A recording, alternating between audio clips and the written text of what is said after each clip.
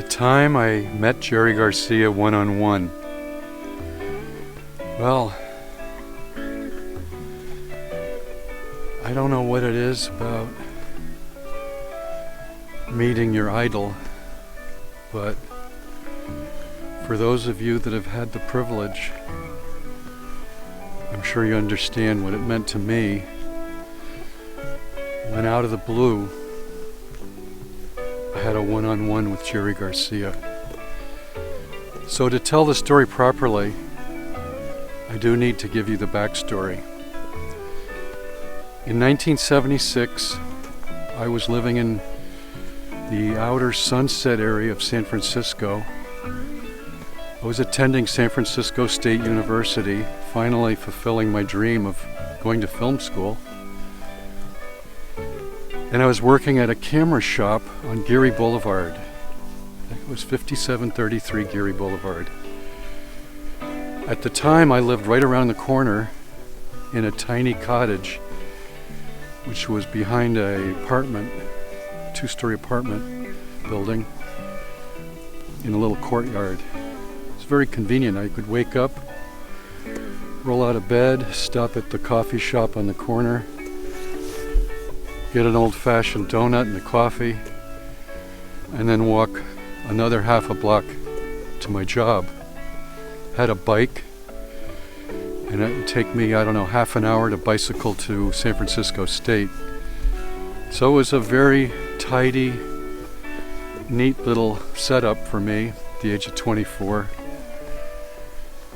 And Gasser's, which is where I worked, was a very famous camera shop.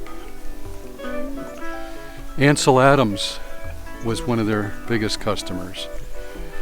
And in fact, he and Adolf Gasser, I know, it's quite a name, were best friends. In fact, Adolf was Ansel's best man at his wedding, and Ansel was Adolf's best man at his wedding. And the store was nothing special. It was just I don't know how to describe it. It was like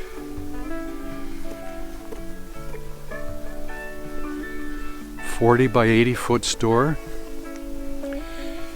full of camera equipment, enlargers, lenses, camera bodies, tripods, camera bags. And in the back, on the left, there was the movie room, which is where I was working. And it was a small room, probably 10 by 15. You walk in, and there's a glass counter, which I stood behind. To your right was a rack of projectors and cameras and stuff. And then behind the counter, I had access to more stuff. And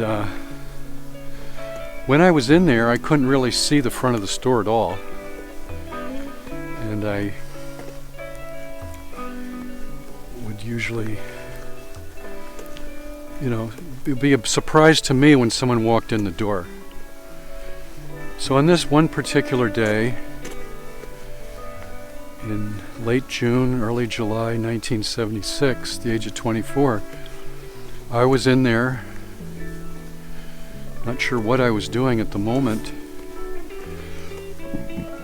and there was no other customers so far that day. It was, late morning. It did get quiet sometimes midweek, and in walks Jerry Garcia by himself, black t-shirt, jeans, scruffy beard, relatively short hair for Jerry.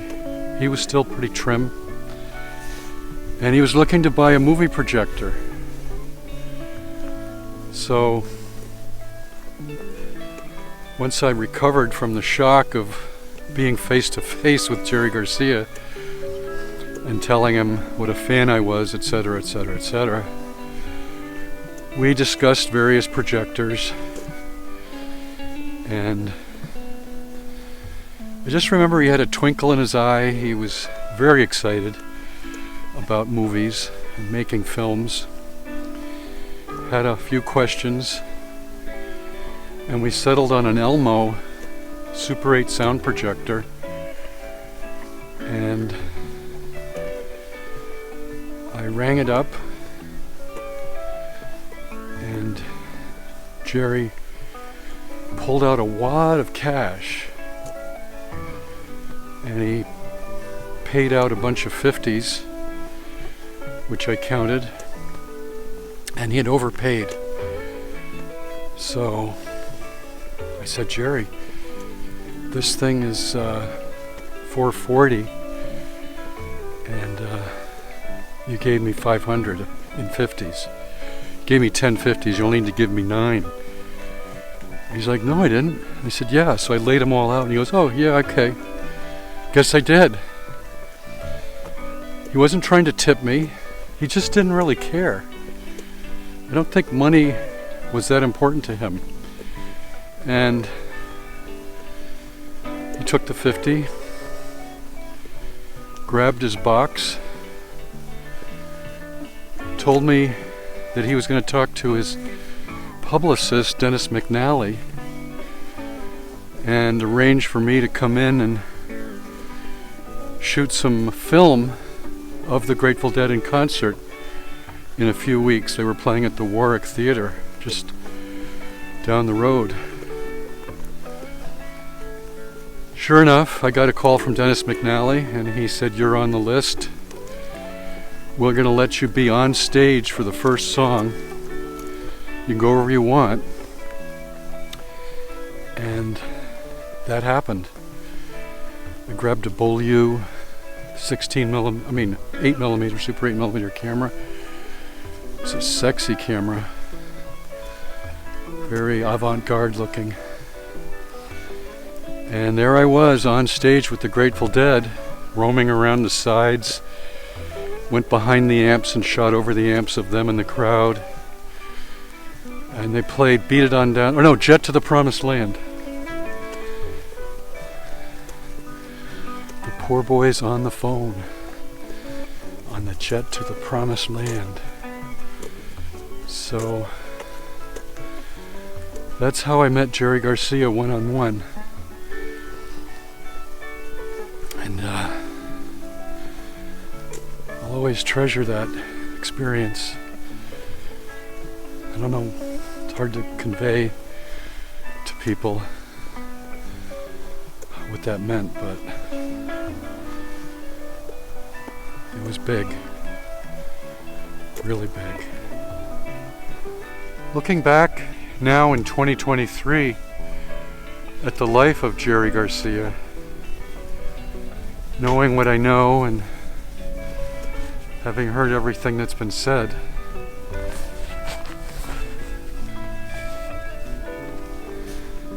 I think what happened with Jerry was what happens to many musicians,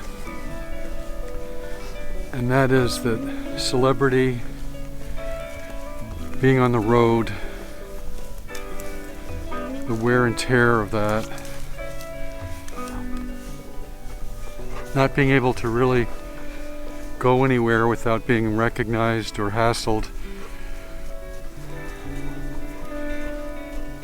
it creates a need for a womb, a bailiwick, an escape hatch, and drugs and alcohol too often fit the bill. And it's interesting, from what I understand, after shows, Jerry always went right back to the room. He was not a party animal, especially in the last decades. He just wanted to go back and get high,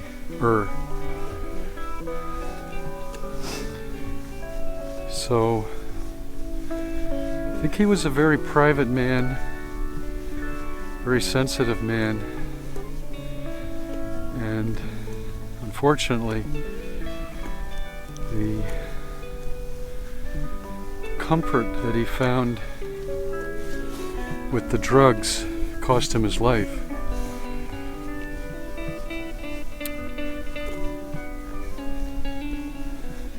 When you weigh a life, it's very subjective and personal.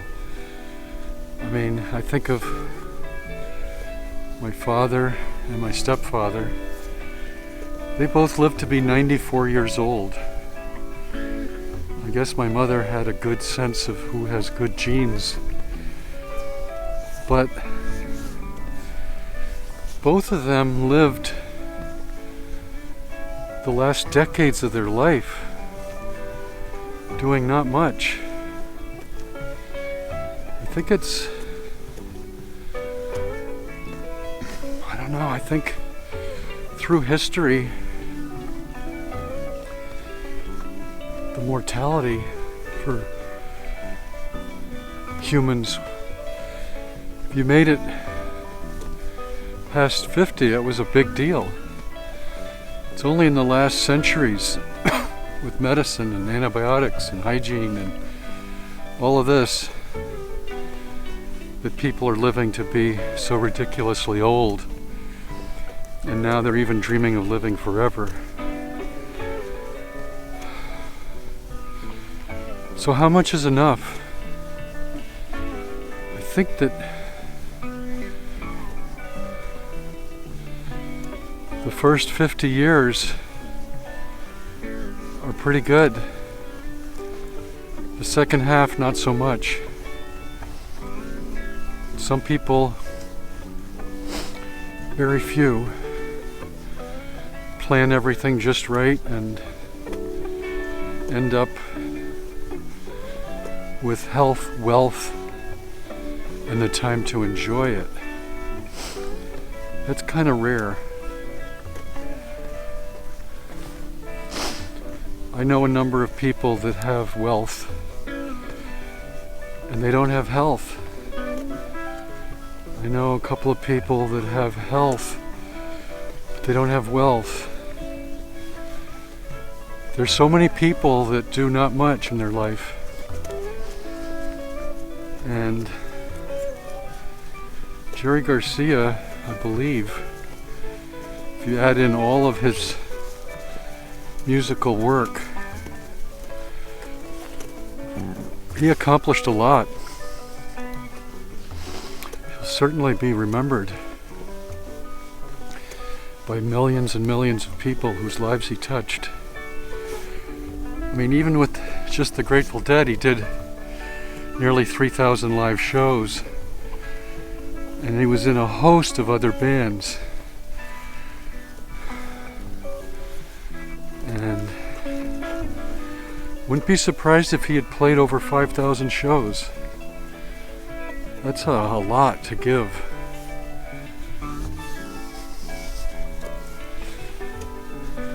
Jerry also was very unhealthy. Apparently, for many years, he lived on Haagen-Dazs ice cream, cigarettes, and black tar opium smoke. The way he consumed it was called chasing the dragon. Some sort of technique where you build a little boat with the opium in it, and you flame it up and it smokes, and you inhale it. He was so into opium that he had one of his guitars made out of an authentic opium bed from China. Some kind of purple heartwood.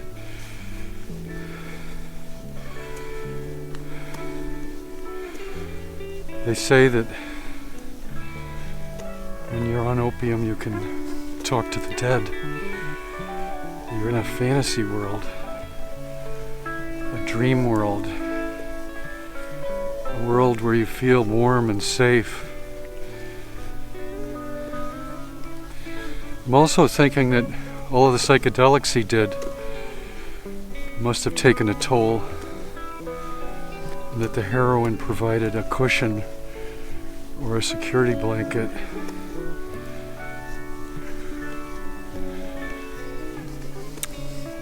Anyway, he lived his life, and he'll be long remembered.